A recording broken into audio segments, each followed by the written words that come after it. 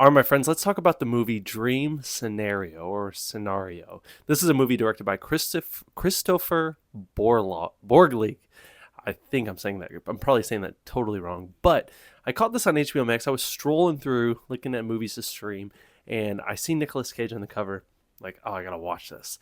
So, this movie in a nutshell is about a man. He's a professor, and he is randomly popping in people's dreams. I mean, this movie opens up with a little bit of a dream sequence, and his name Paul, the guy played by Nicolas Cage, he is popping up in a lot of people's dreams. And to be up quite frank with you, this movie was one of the best movies I've seen in a while.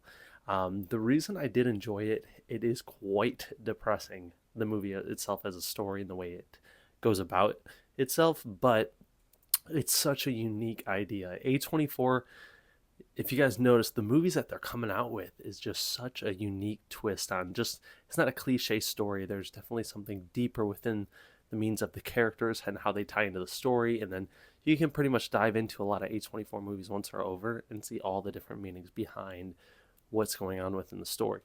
But with this one, again, Paul, who is popping up in people's dreams, he is becoming more in the eye of the public.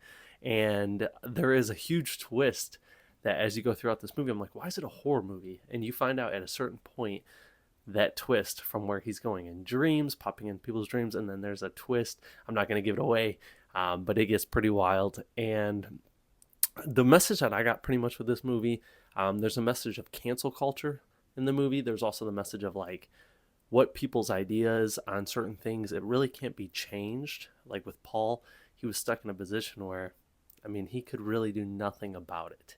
And that was just society's ideas on certain things.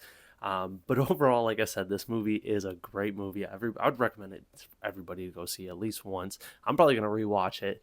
Nicolas Cage puts on such a performance as he always does. And like I said, this is one of the better movies that I've ever watched. It reminded me so much of a Ari Aster movie, and just the way it looked and the story and everything, like kind of like Beau is Afraid. But I'm gonna give this movie an A minus. Dream Scenario. Go check it out. HBO Max.